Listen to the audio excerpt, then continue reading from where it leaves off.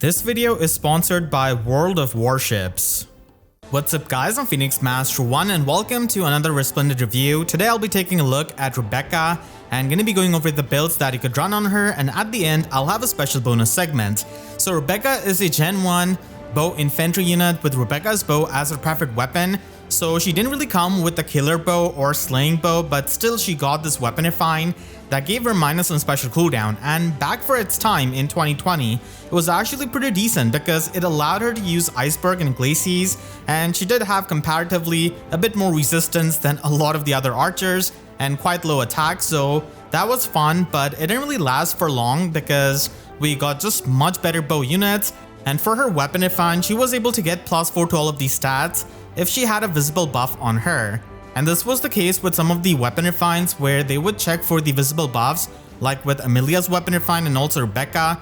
So at that time it was pretty easy to do, but you were of course susceptible to panic. So this weapon is definitely not worth using in 2024, and we have got a lot of good bows that could be run on her.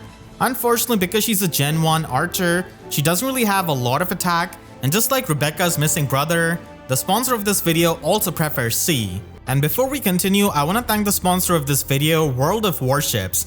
So it is a free-to-play naval warfare game, and this time World of Warships has teamed up with Blue Archive for an awesome collaboration running from August 14th to September 4th. And you can get new commanders like Shiroko, Sarika, Ayane, Nonomi, and Hoshino with all of their full voice packs, plus you'll also get to sail with the Blue Archive themed ships and skins. The game has stunning graphics, and the updated weather effects make these battles more thrilling than ever. And whether you're playing solo or teaming up with friends, the new ship classes add a variety to your game. And here's the best part, World of Warships is super beginner friendly.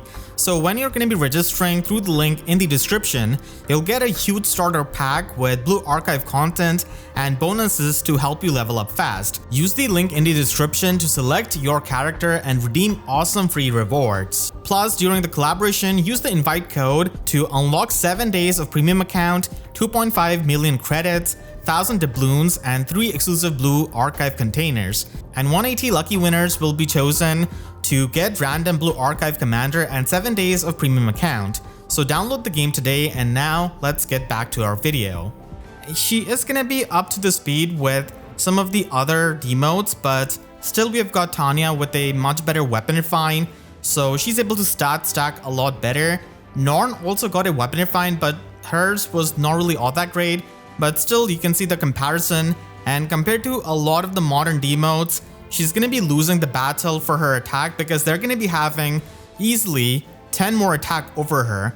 And if you compare the stat spread, then Leonardo is pretty much a modern Rebecca with that resistance and also with his speed, and he has got a much better attack stat and takes less dragon flowers. And Atia is also an honorable mention, even though she's not as fast as some of the other archers. So building up Rebecca is going to be taking a lot of dragon flowers, and if you've got that, then you could try to get some skills from the divine codes. You could try and get the Young Rebecca combat manual and Ascended Fur combat manual and get attack speed finish 4 and physical null follow up, and this way she's going to be having the full null follow up and some damage reduction piercing. And the Oath skill actually works out with this kind of build, so Golden Yule Bow Plus is going to be giving you the instant dead eyes as long as you're warping or moving those spaces, and having the warping from Emblem Celica and attack speed Oath 4 is going to be enabling you to easily fire off Deadeyes. And even though she doesn't really have the highest attack stat, Deadeye can still be helpful to get the full damage reduction piercing. But if you've got less dragon flowers on her, then you could definitely try and run Luna as an alternative, as she still has some damage reduction piercing with physical null follow up. Attack speed finish can also give you that true damage, which is really needed for a lower attack unit like her. And we also have a new option in Stall Game Bow Plus with Festival Takumi, so this is going to be giving you true damage depending on the bonus status effects that are on her. And infantry units do have access to infantry null follow up, which gives you 2 status effects, and then you get another one from the weapon itself. And with some support, you're easily able to max out on the true damage, and that is going to be fixing up the damage output of Rebecca. And because she's going to be getting the null follow-up out of her Slotsy skill, you could try and run Speed Defense Tempo 4 and also get Fleeting Echo at the same time from Attune Nino. So this way she's able to have much better damage output even if you don't have an arcane bow to give to her. And if you do, then you could try and run Arcane Dark Bow with Deadeye, and Flash Pyro could be obtained from Alchemist at the same time. And Speed Defense Tempo 4 is going to be helpful with a player phase build like this. And Arcane Dark Bow pretty much gives you that dive bomb effect, and it is going to be a player phase bow. So you could try and function in the player phase by stacking up the offenses with Attack Speed Oath, Flash Pyro, and Blade Session, and you could trigger Deadeye on your double.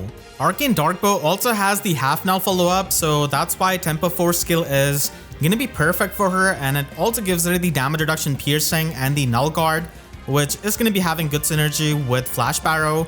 And I don't think Arcane Nastron is that good of a weapon for an arcane bow, so you could try and run Doubler Bow Plus if you're trying to tank with Rebecca and her resistance. And if you want to make her resistance useful, then you could try and run Defense Res Ploy 3 as the Slotsy skill and try and ploy the enemies. So with Golden Yule Bow Plus and Special Spiral, you're going to be able to loop Glacies and hit really hard. And if you're trying to go with the resistance route, then this is also an option. Unfortunately, we don't have Speed Defense Ploy right now, but this is pretty much the best thing that you could try and run and stack up a lot of damage with Glacies and the true damage with the Finish and Spiral 4. And with Attack with Echo and Emblem Celica, you're going to be able to easily trigger the effect of Golden Yule Bow Plus. If I had to modernize Rebecca's weapon, then this is what I would do. So -1 special cooldown is really good on a 3-star, 4-star unit, and then if she's within 3 spaces of a ally, she's able to get +4 to all of her stats, just like the weapon refine that she has got, but it's gonna be much better. And also 40% damage reduction on foe's first attack, and instead of checking for the visible buffs to give her these stats, she's instead gonna be having Spectrum Unity for stat stacking, and this can be something that she could get because Echidna, a free-to-play unit, did also get this, so having this on an archer like her wouldn't be the most far-fetched thing.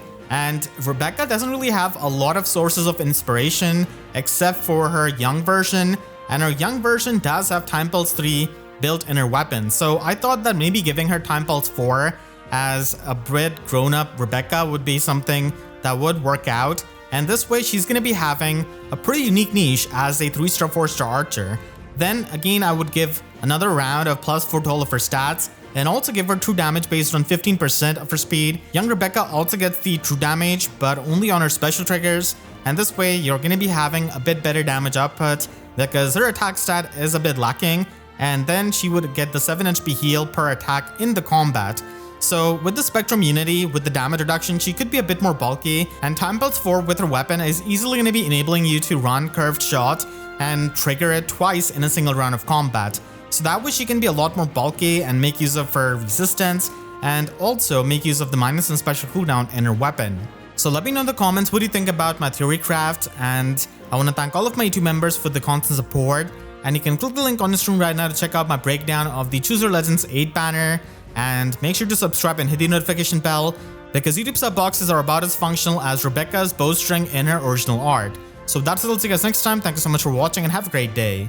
And don't forget to download World of Warships from the link in the description and use the invite code to get a bunch of freebies.